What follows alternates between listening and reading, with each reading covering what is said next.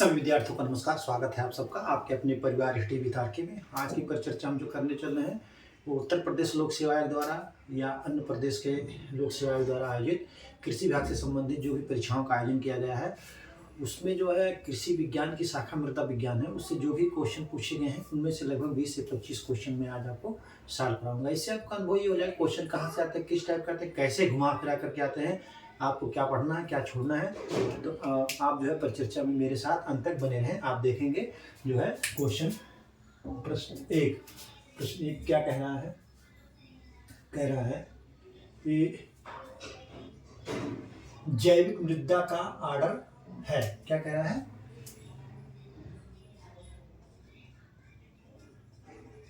जैविक मृदा का ऑर्डर कौन सा है? कह रहा है जैविक मृदा का ऑर्डर कौन सा है। ठीक है, ऑप्शन ए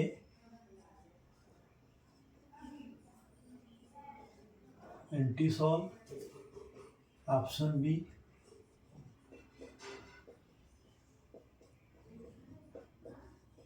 ऑक्सीसॉल, ऑप्शन सी जो है एल्फीसॉल। क्या कह रहा है?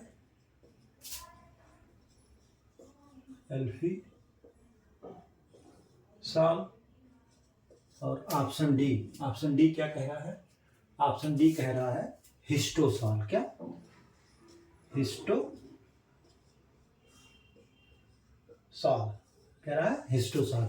तो जैविक मृदा का ऑर्डर कौन सा है? जैविक मृदा का जो ऑर्डर है वो हिस्टोसॉल है। कौन सा है? हिस्टोसॉल है। आप इसको नोट कर लीजिए। ठीक है,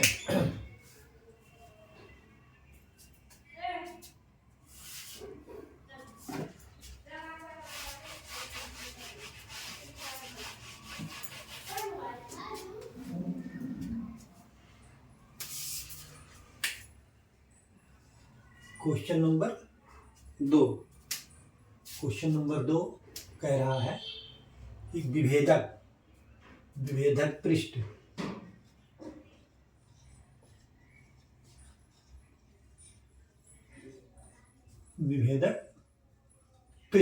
कह रहा है विभेदक पृष्ठ संस्तर को क्या कहते हैं?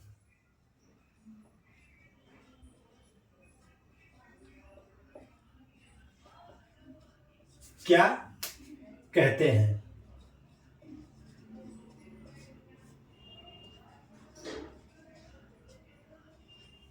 विभेदक पृष्ठ संस्तर को क्या कहते हैं? ठीक है, कह रहा है पेडॉन्स। Option A पेडॉन्स। बी क्या कह रहा है? बी कह रहा है एंडोपेडॉन्स। एंडोपेडॉन्स। सी क्या कह रहा है? एंडोपेडॉन्स। जननिक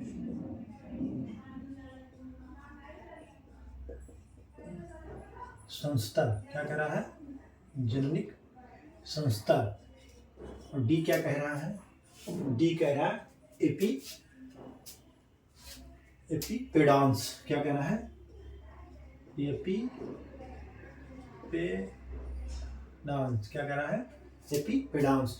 विभेदक पृष्ठ संस्था को क्या कहते हैं? तो विभेदक पृष्ठ संस्था को जो है एपीपेडॉन्स कहते हैं। Diagnostic surface region are called epipedons. ठीक है, आप इसको नोट कर लीजिए। ठीक, इसको जो है नोट कर लीजिए।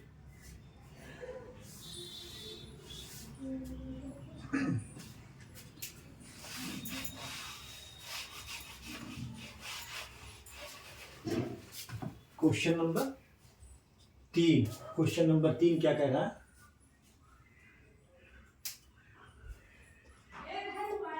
संतृप्त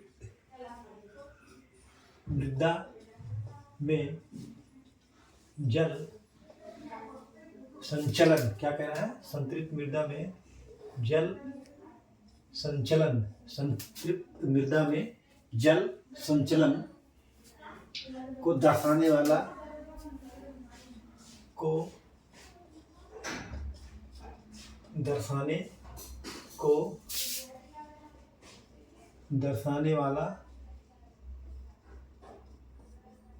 कौन सा नियम है। ठीक है, कह रहा संतृप्त मृदा में जल संचालन को दर्शाने वाला नियम कौन सा है। ऑप्शन ए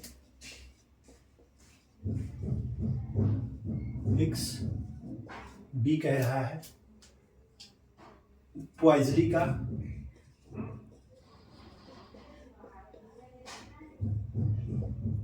सी कह रहा है डार्सी का, और डी क्या कह रहा है, सी कह रहा है डार्सी का, और डी कह रहा है स्टोक्स का। क्या कह रहा है, स्टोक्स का। ठीक है, तो संतृप्त मृदा में जो जल संचरण के दर्शाने वाला नियम कौन सा है, तो वो है डार्सी का नियम। कौन सा, डार्सी का नियम है, आप इसको नोट कर लीजिए। ठीक है,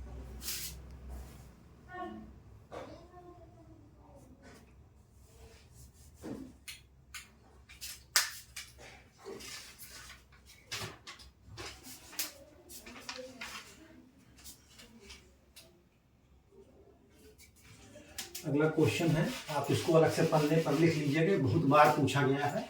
इसको हम सॉल्व नहीं कराएंगे, केवल बता दे रहे हैं आपको।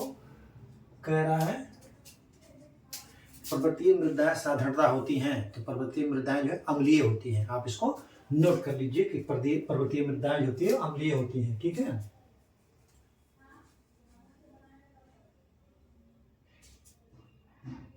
ये अम्लीय है। जैसे पर्वतीय मृदा अगर अम्लीय है तो चूना रहित है, उसमें चूना नहीं, इसलिए मृदा अम्लीय है। इसका एक फंडा है, आप इसको अच्छी तरीके से याद कीजिए कि दो तरीके से पूछा जा सकता है क्वेश्चन।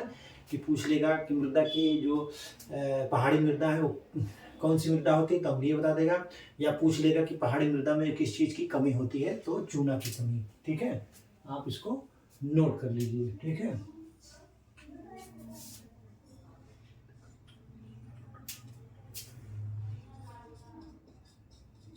मृत्तिका खनिज की ऑक्टो, क्या कह रहा है, मृदा खनिज की ऑक्टोहेड्रल परत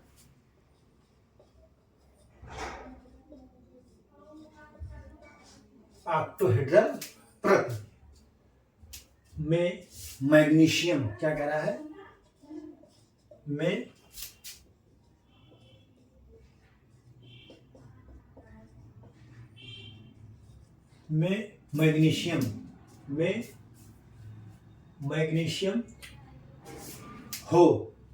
मैग्नीशियम हो तो परत को क्या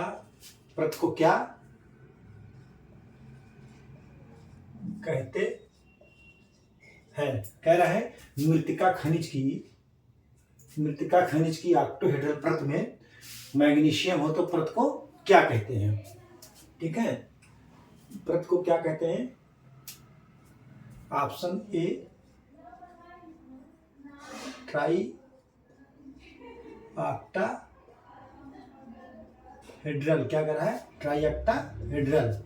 बी कह रहा है मोनोहेड्रल, क्या कह रहा है, मोनोहेड्रल।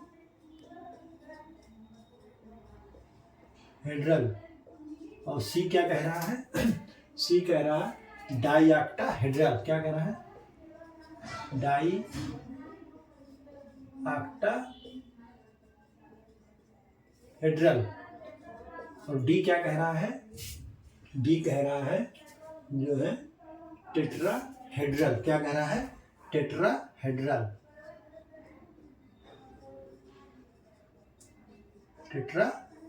ठीक है, तो मृत्तिका खनिज की ऑक्टोहेड्रल परत में मैग्नीशियम हो तो परत को क्या कहते हैं, तो परत को जो है टेट्राहेड्रल कहते हैं। आप इसको नोट कर लीजिए। ठीक है, अगर ऑक्टाहेड्रल की परत में मैग्नीशियम हो तो परत को जो है टेट्राहेड्रल कहते हैं। ठीक है, आप इसको नोट कर लीजिए। ठीक है,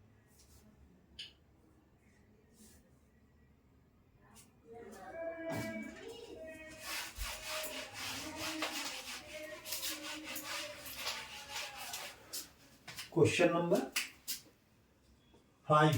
क्वेश्चन नंबर 5 क्या कह रहा है?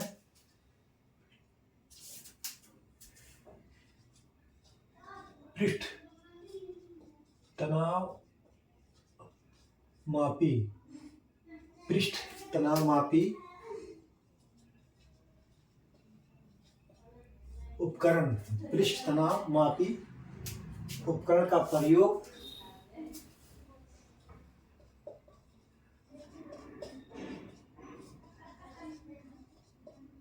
प्रयोग मृदा जल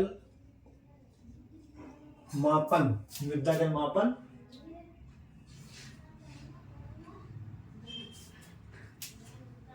हेतु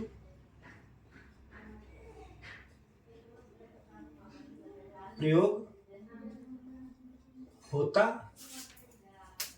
है। क्या है? ठीक है, ऑप्शन ए क्या कह रहा है? 0.2 बार। बी कह रहा है 0.6 बार। सी कह रहा है 0.8 बार। डी कह रहा है 0.4 बार। ठीक है, तो ये जो आपका ऑप्शन होगा वो होगा 0.8 बार। ठीक है, आप इसको नोट कर लीजिए। ठीक है, इसको हिंदी में जो कहते हैं टेंसियोमीटर। क्या कहते हैं? टेंसियोमीटर। ठीक है, आप इसको नोट करिए।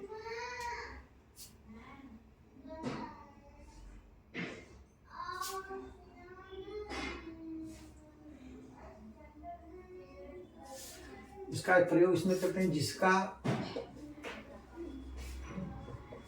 मान 1 से कम हो, ऐसा भी क्वेश्चन दे सकता है। ठीक है, जिसका मान 1 से कम हो, तो 1 से कम 0.8 बार।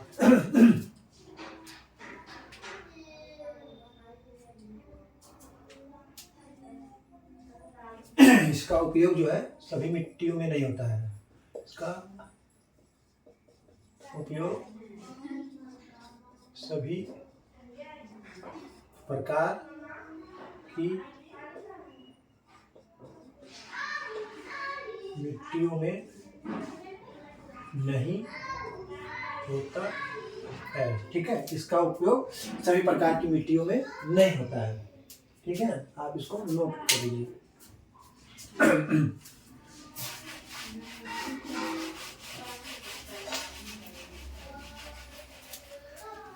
Question number 6।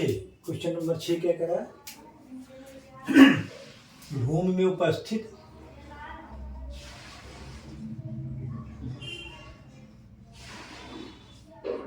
भूमि में उपस्थित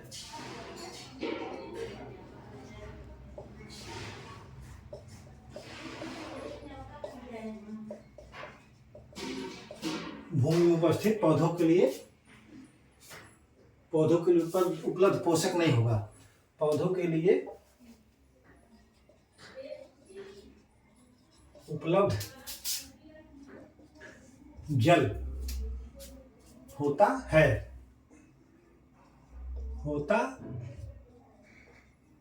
क्या कह रहा है? भूमि में उपस्थित पौधों के लिए उपलब्ध जल होता है।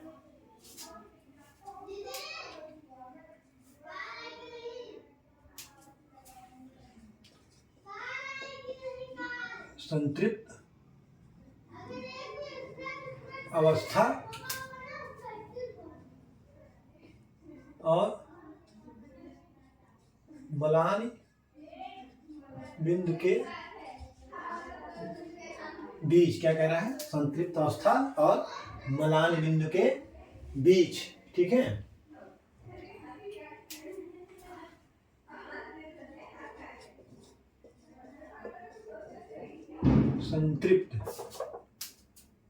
संतृप्त अवस्था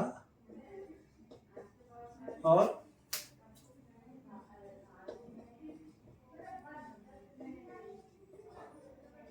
क्षेत्र क्षमता के बीच, ठीक।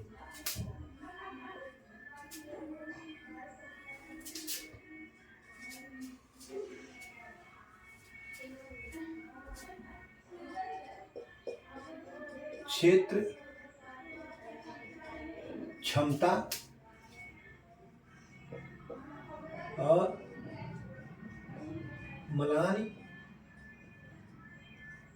मलान बिंदु के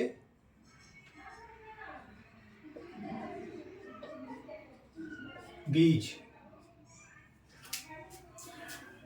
डी कह रहा है इनमें से कोई नहीं भूमि में उपस्थित पौधों के लिए उपलब्ध जल होता है, मतलब भूमि में उपस्थित जल तो कहाँ पर होता है, तो क्षेत्र क्षमता, क्या कह रहा है, क्षेत्र क्षमता व मलान बिंदु के बीच में। कौन सा ऑप्शन होगा आपका, सी होगा। आप इसको नोट कर लीजिए कि ऑप्शन सी जो है इसका आंसर होगा, ठीक है।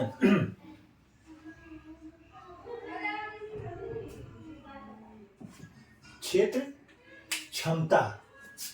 क्षमता जो है ये है कितना, 1/3, कितना, 1/3 एटीएम, और मलान बिन 15 एटीएम है, ठीक है। आप इसको नोट कर लीजिए, उसी पर निर्भर करता है।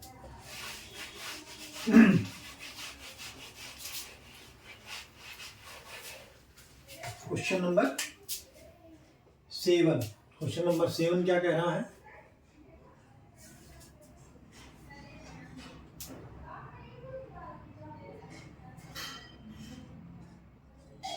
रेत, सिल्ट तथा कड़े के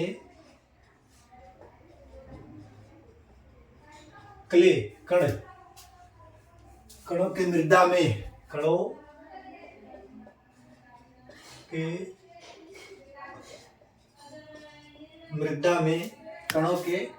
मृदा में पाए जाने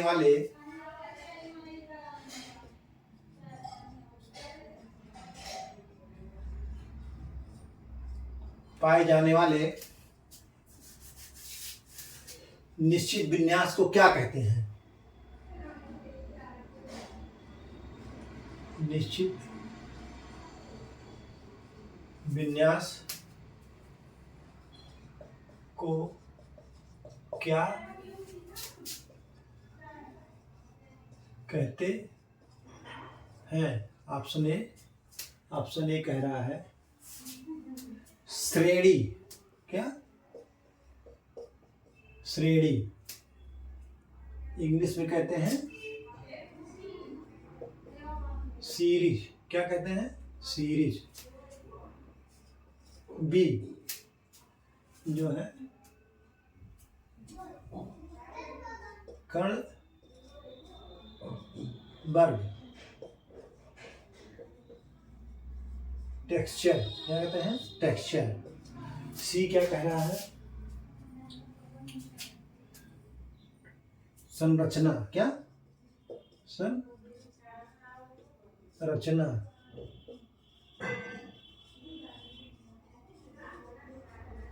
स्ट्रक्चर। डी क्या कह रहा है, जो है कोमलता,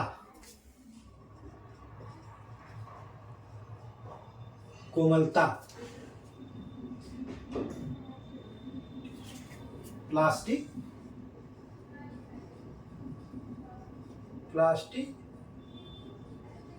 सिटी, ठीक है। तो कह रहा रेत सिल्ट तर्कले कणों के मृदा में पाए जाने वाले निश्चित विन्यास को क्या कहते हैं? तो वो कहते हैं संरचना, यानी स्ट्रक्चर, ठीक है। आप इसको नोट कर लीजिए, ठीक है।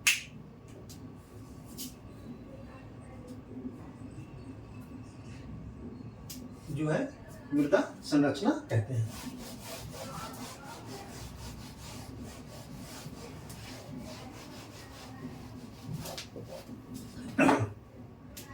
क्वेश्चन नंबर 8,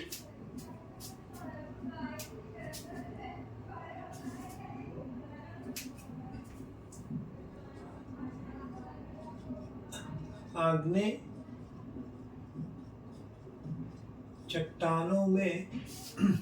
चट्टानों में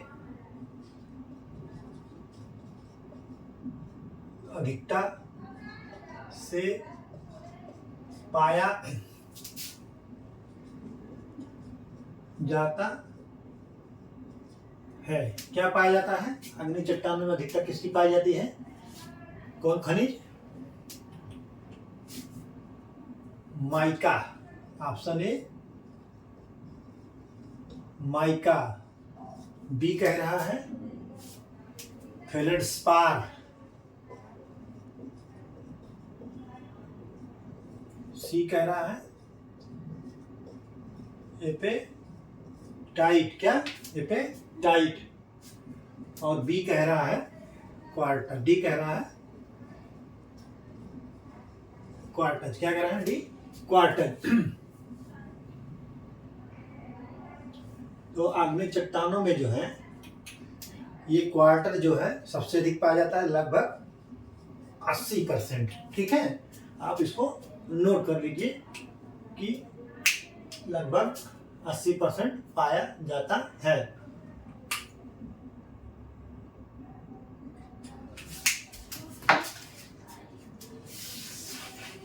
एक क्वेश्चन जो है रिपीटेड क्वेश्चन है, मैं उसको लिखाऊंगा नहीं, केवल बता दे रहा हूं, ठीक है।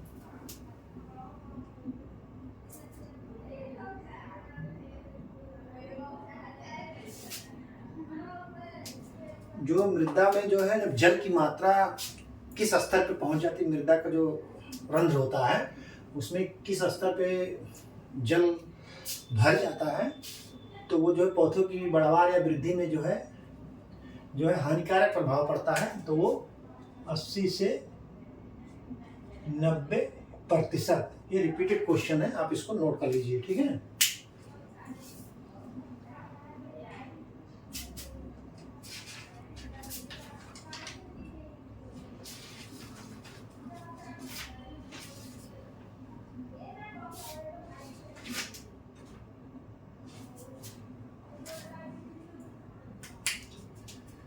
क्वेश्चन नंबर 9 कह रहा है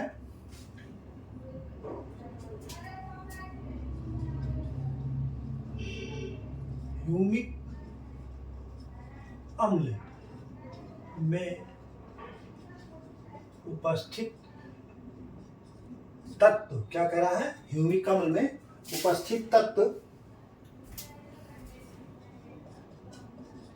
निम्न लिखित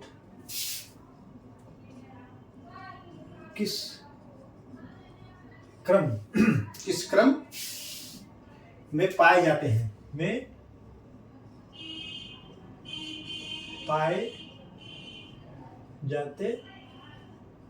कह रहा है कि ह्यूमिक अम्ल में उपस्थित तत्व निम्नलिखित में से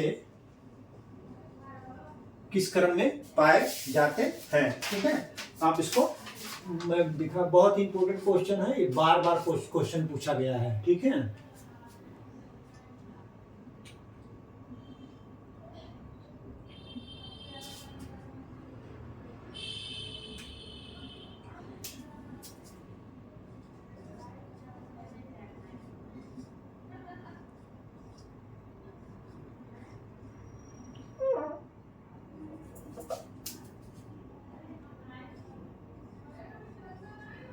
नाइट्रोजन मोर देन ऑक्सीजन। कह रहा है carbon, oxygen more than carbon.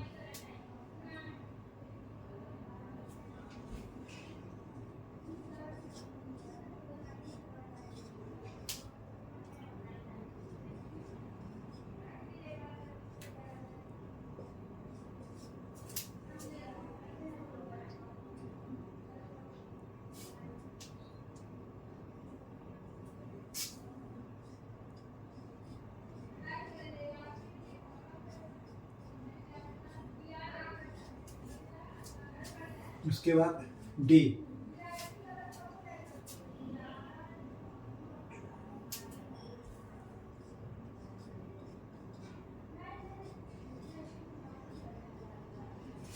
ठीक है।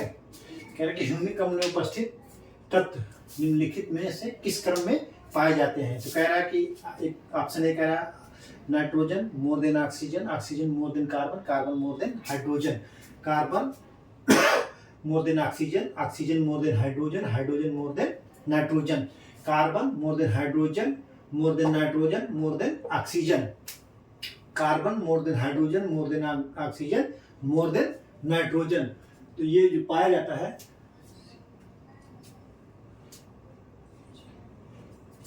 ऑप्शन बी सही है। कार्बन सबसे ज्यादा पाया जाता है, उसके बाद ऑक्सीजन, फिर हाइड्रोजन, फिर नाइट्रोजन। ठीक है, आप इसको नोट कर लीजिए। ठीक है,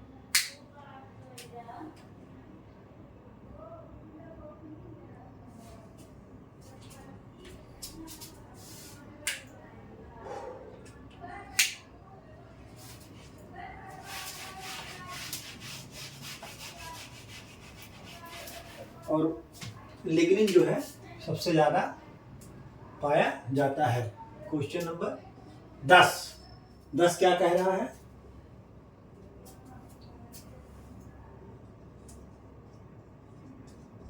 भूमि रंग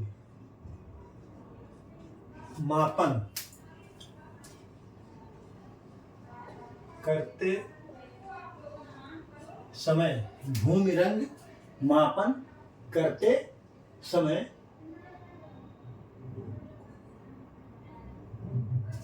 क्रोम क्रोम क्रोम किससे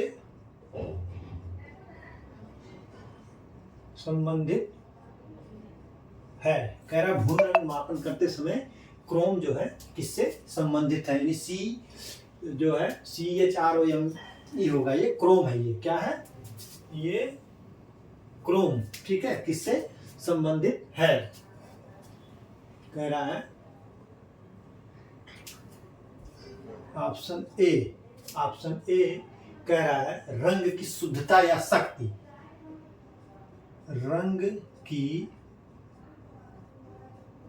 शुद्धता या शक्ति। बी क्या कह रहा है? बी कह रहा है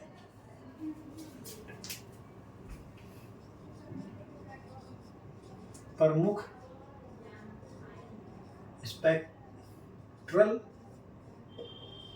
रंग, प्रमुख स्पेक्ट्रल रंग, रंग का हल्कापन या रंग का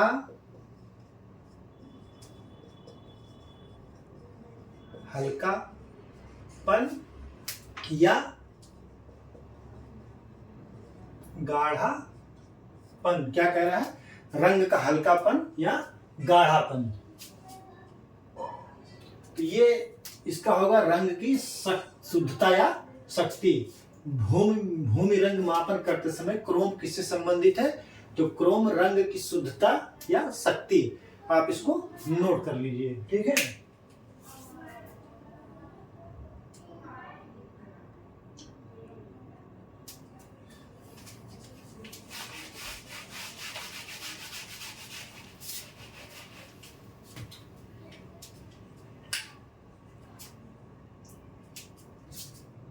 कह रहा कौन सी मृदा गण की जो मृदा में जो है डायग्नोस्टिक हाइड्रोजन नहीं होता है। तो आप इसको नोट कर लीजिए। ठीक है, ये क्वेश्चन बार बार पूछा जाता है, आप इसको नोट कर लीजिए। ये है एंटीसॉल्स। ठीक है,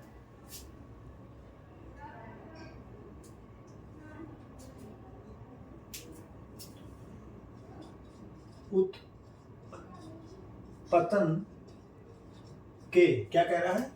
उत्पतन के अंतर्गत बहने वाले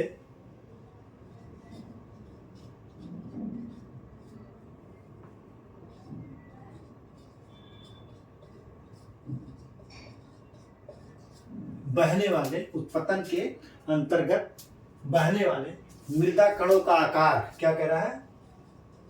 मृदा कणों का आकार, क्या कह रहा है, मृदा कणों का आकार कितना होता है।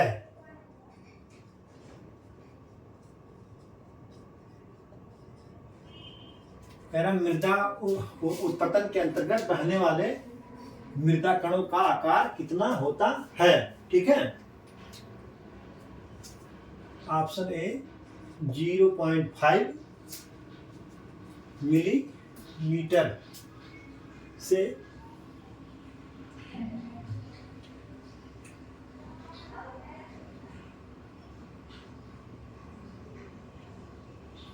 0.5 से 1 मिलीमीटर।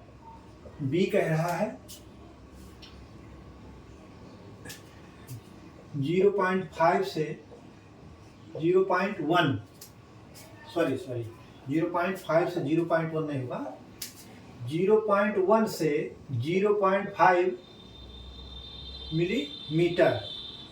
फिर सी क्या कह रहा है, 0.1 से 0.2 मिलीमीटर। डी कह रहा है इनमें से कोई नहीं। क्या कह रहा है, इनमें से कोई नहीं। तो उत्पतन के अंतर्गत बहने वाली मृदा कणों का आकार कितना होता है, तो वो होता है 0.1 से 0.5 मिलीमीटर। कितना होता है, 0.1 पॉइंट से लेकर के 0.5 मिलीमीटर। ठीक है, आप इसको नोट कर लीजिए।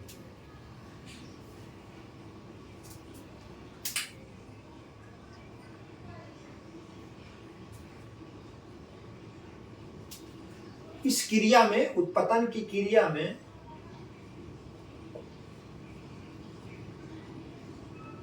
उत्पतन की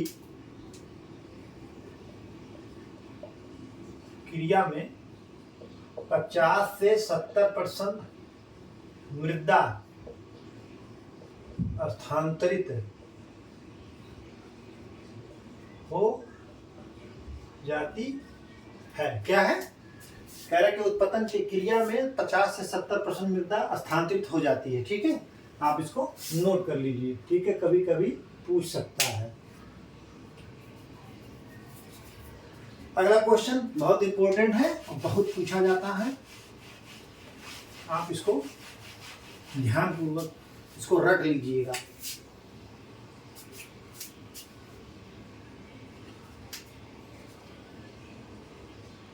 किस पीएच मान, क्या कह रहा है, किस पीएच मान विस्तार में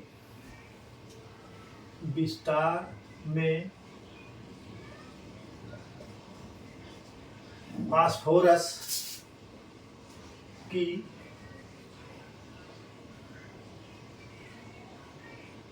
उपलब्धता मृदा में सर्वाधिक होती है। मृदा में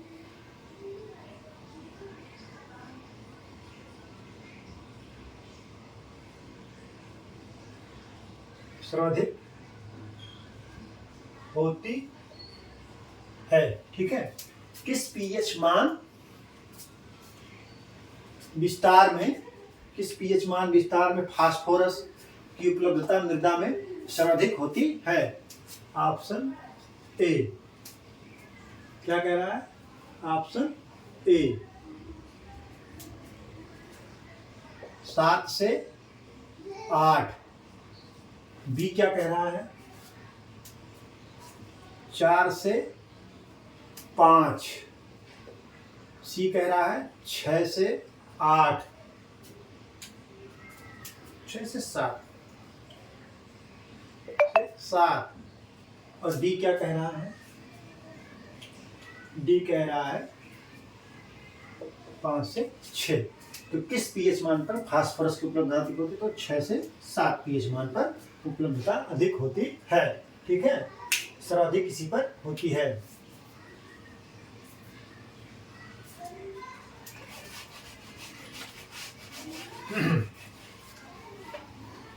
क्वेश्चन नंबर 13।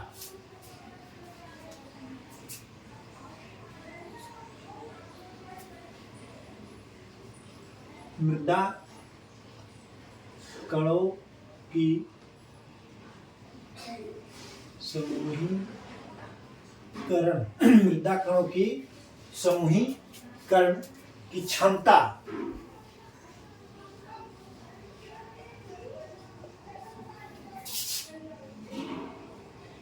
किस धनायन की क्षमता किस धनायन की सर्वाधिक होती है?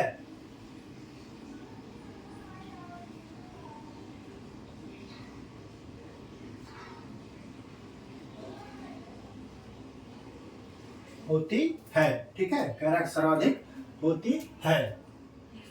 ऑप्शन ए K+, बी कह रहा है जो है Al3+,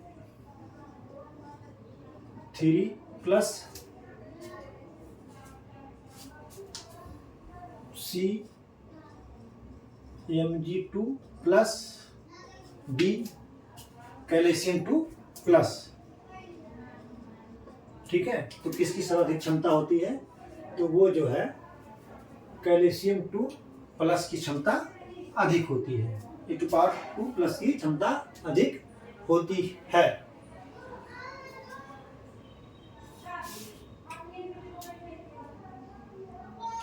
मतलब एग्रीगेशन करता है, ठीक है, एग्रीगेशन कौन करता है? कैल्शियम करता है। जबकि सोडियम जो होता है, सोडियम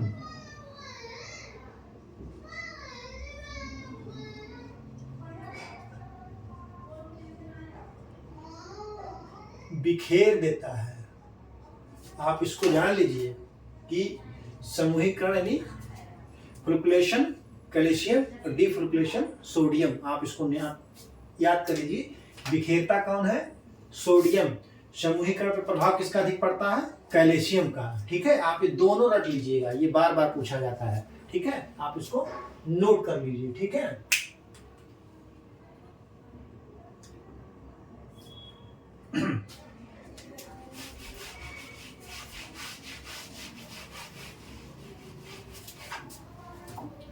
क्वेश्चन नंबर 14।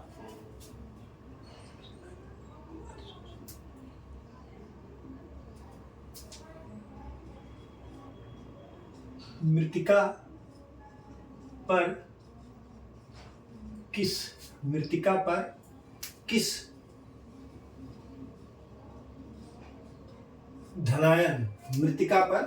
किस धनायन की अधिशोषण क्षमता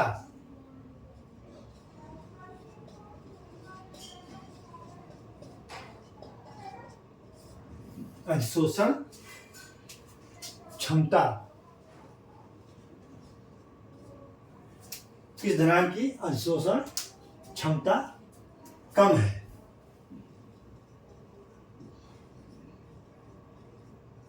कम है, ठीक है, कह रहा है option A iron, B hydrogen, क्या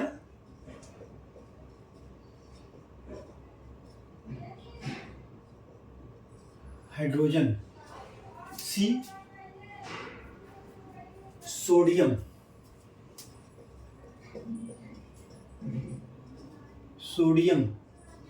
डी जो है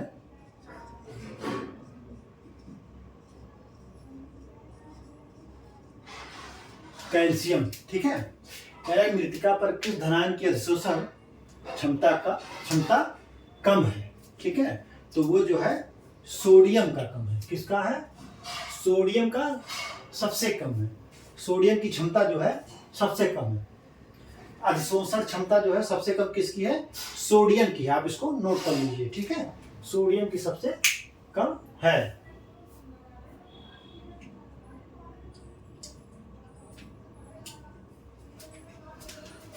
अगला क्वेश्चन आप लिख लीजिए कि पूछ रहा है कोलाइडल कणों का आकार क्या होता है?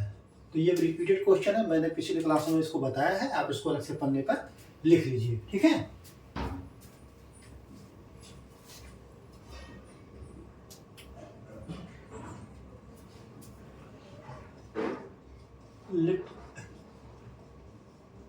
लिटराइजेशन में भूमि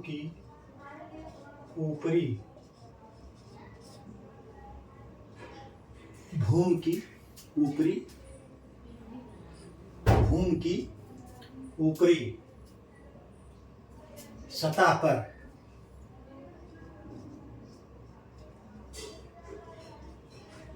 किसका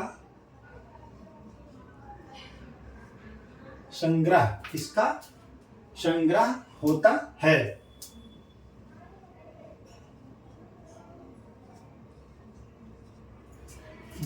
लिटराइजेशन में भूमि की ऊपरी सतह पर किसका संग्रह होता है, ठीक है। किसका होता है? ऑप्शन ए सिलिका का, बी कह रहा है कैल्शियम सल्फेट का,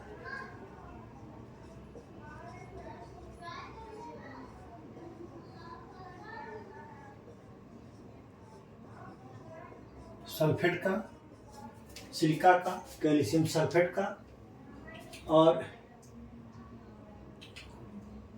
सी कह रहा है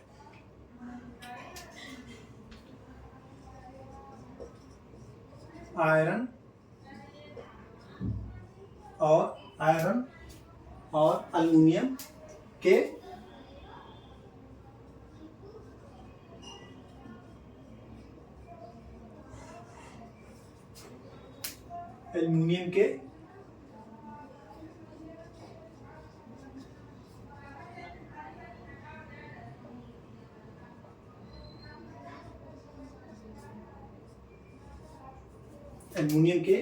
ऑक्साइड का, ठीक है। कह रहा है डी कह रहा है कैल्शियम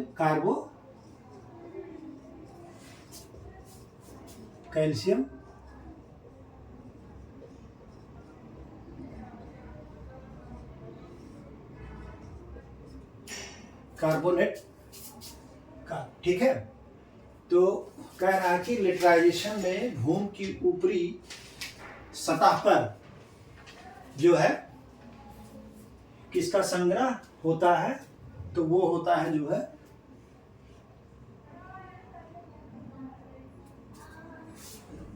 आयरन और एल्युमिनियम के ऑक्साइड का। किसका होता है? आयरन और एल्युमिनियम के ऑक्साइड का, ठीक है।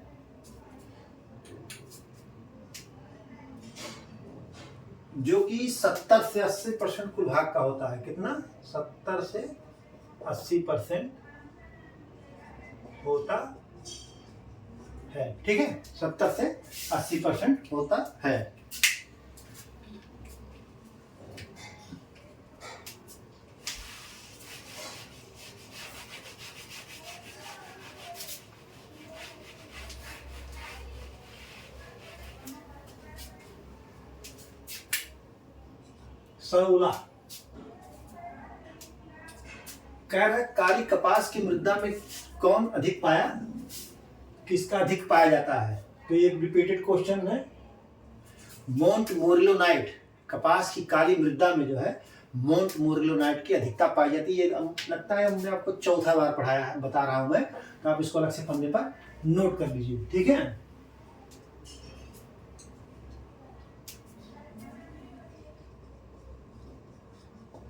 कौन सा मृत्तिका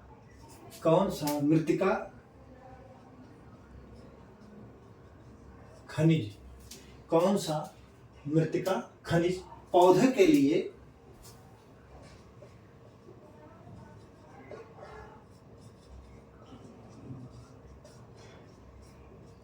पौधों के लिए पोटेशियम का अच्छा स्रोत है। पौधों के लिए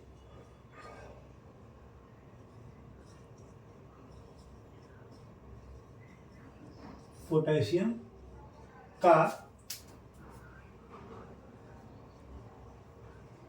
अच्छा स्रोत है।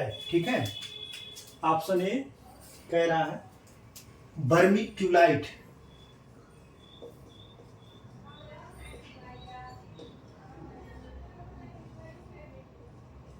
वर्मिकुलाइट। बी कह रहा है Mant Morillo night. Mant Morillo night. सी कह रहा है जो है केओलिनाइट। क्या कह रहा है? केओलिनाइट। और डी क्या कह रहा है? इलाइट। क्या कह रहा है?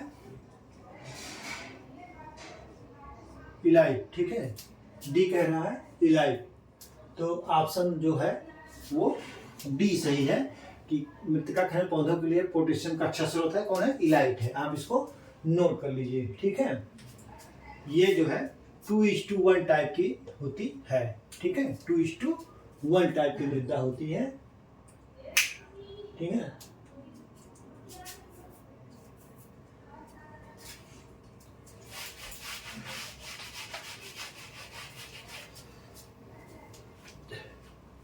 Question number 17। क्वेश्चन नंबर 17 कह रहा है क्षारीय मृदा में किस लवण की मात्रा क्षारीय मृदा में किस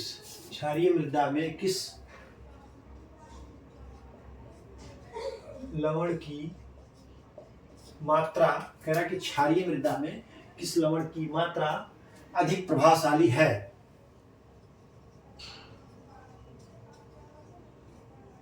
अधिक प्रभावशाली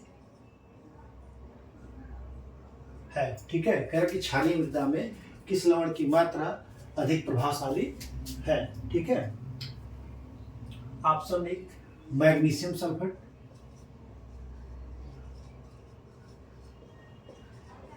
बी कह रहा है जो है सोडियम बाइकार्बोनेट।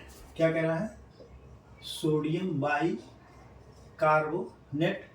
ठीक, सी कह रहा है सोडियम कार्बोनेट। Sodium carbonate. और डी कह रहा है कैल्शियम क्लोराइड।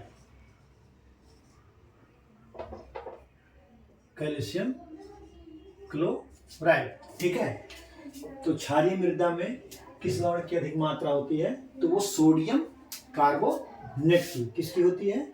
सोडियम कार्बोनेट की मात्रा अधिक प्रभावशाली होती है।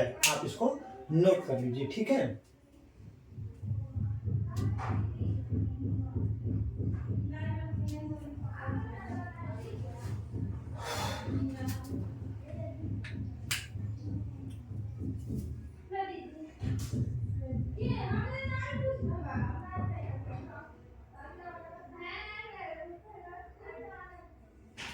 ये हो गया।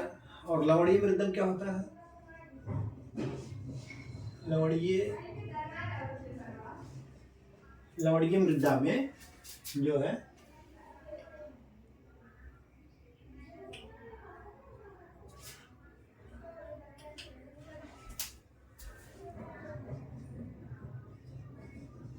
सोडियम के क्लोराइड और सल्फेट। क्या कह रहा है? सोडियम के क्लोराइड एवं सल्फेट। ठीक है, और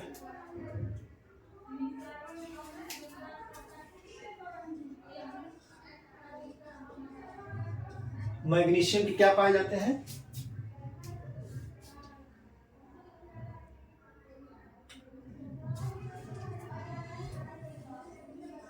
क्लोराइड और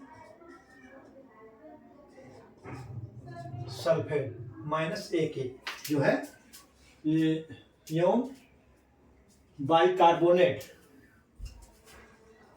यौन बाइकार्बोनेट, बाइकार्बोनेट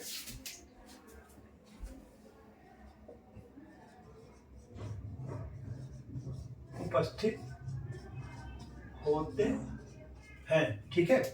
लवणीय मृदा में सोडियम के जो है क्लोराइड और सल्फेट होते हैं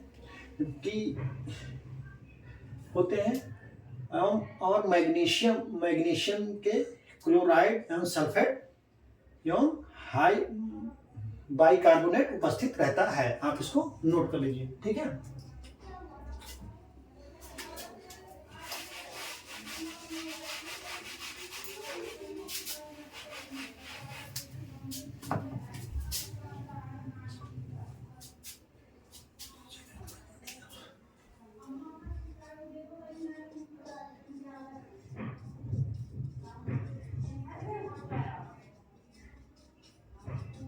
Nature and properties of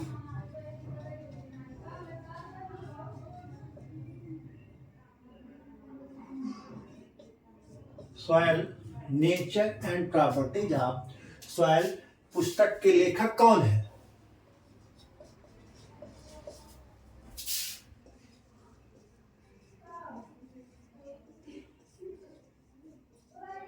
कौन है? ठीक है। ऑप्शन ए कह रहा है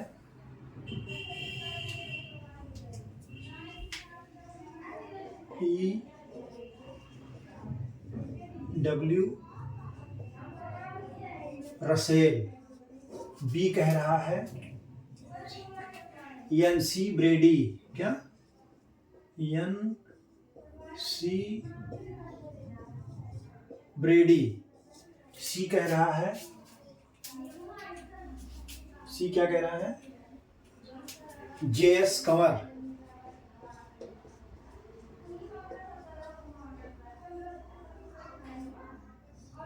J.S. कंवर। और डी क्या कह रहा है? F.E.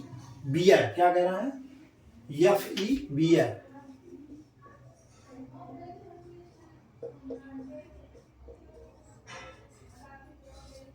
F.E. बियर। तो nature and properties of soil पुस्तक के लेखक का नाम जो है वो है N.C. ब्रेडी। ऑप्शन बी आपका सही है। N.C. ब्रेडी जो है nature and properties of soil पुस्तक के लेखक का नाम है। ठीक है।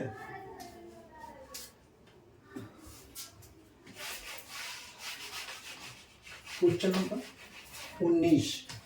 क्वेश्चन नंबर 19 क्या कह रहा है? आप इसको गौर करिए। ठीक है।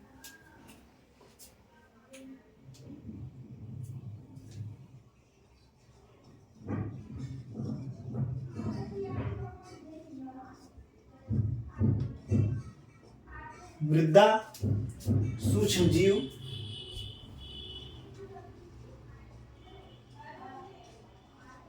सर्वाधिक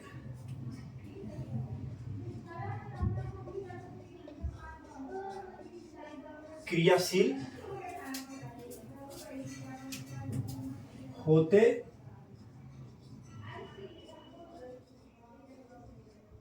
हैं किस टेम्परेचर पर? ठीक है। ऑप्शन ए 34 डिग्री से सेल्सियस से 36 डिग्री सेल्सियस। बी कह रहा है ये 26 से 28 डिग्री सेल्सियस। 26 से 28 डिग्री सेल्सियस। और सी कह रहा है कि 18 से 20 डिग्री सेल्सियस।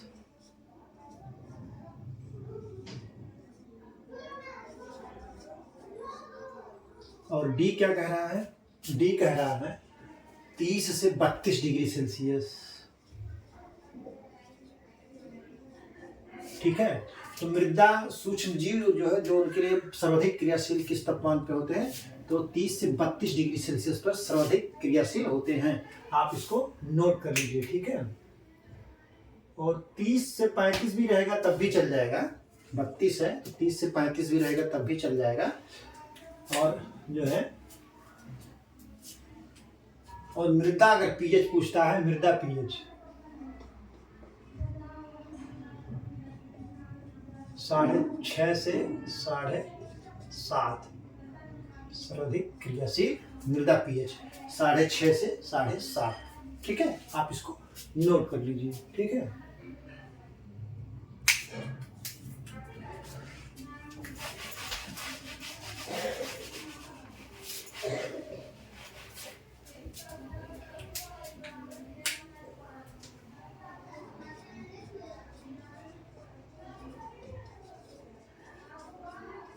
तत्व आपूर्ति के लिए प्रयुक्त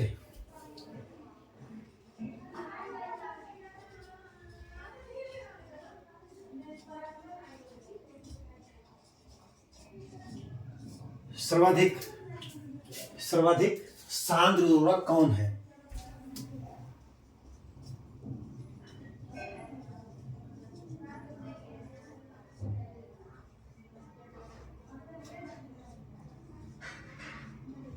कह रहा है कि तत्व आपूर्ति के लिए प्रयुक्त सर्वाधिक सांद्र उर्वरक कौन सा है? ठीक है, ऑप्शन ए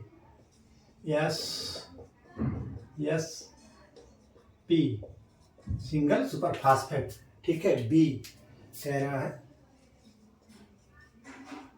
यूरिया, सी कह रहा है जो है डीएपी यानी डायमोनियम फास्फेट। डी कह रहा है एन हाइड्रस, क्या कह रहा है एन हाइड्रस अमोनिया। क्या कह रहा है? N hydrous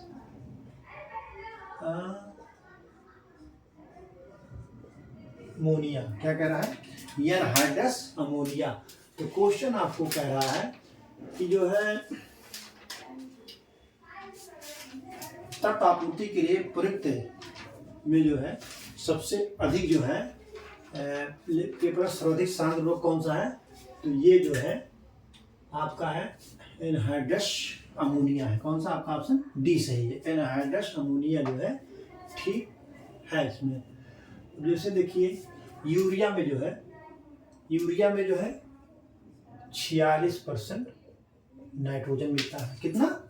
46% nitrogen. ठीक है, और डीएपी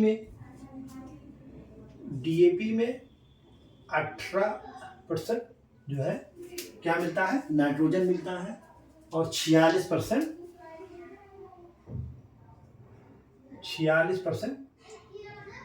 P2O5 मिलता है, और इसमें जो है 16% P2O5 मिलता है। एनहाइड्रस अमोनिया में जो है 82% जो है क्या मिलता है? नाइट्रोजन मिलता है। क्या मिलता है? 82% जो है नाइट्रोजन मिलता है। ठीक है, ये है। तो सबसे अधिक ये एनहाइड्रस अमोनिया। ठीक है, तो यार जो है दिखाने के लिए तो 20 क्वेश्चन लग रहा है कि मैंने आपको सॉल्व कराया है, लेकिन कुल मिलाकर के मैंने आपको लगभग 25 क्वेश्चन सॉल्व कराया है। तो आप जो भी मैंने आज आपको सॉल्व कराया उसको पढ़ लीजिएगा, रट लीजिएगा अच्छी तरीके से। एक नोट्स बनाते आप चलिए, और जो है उसको लिखते चलिए। तो आज की परिचर्चा यहीं पर समाप्त की जाती है। परिचर्चा बने रहने के लिए बहुत बहुत धन्यवाद। Thank you so much.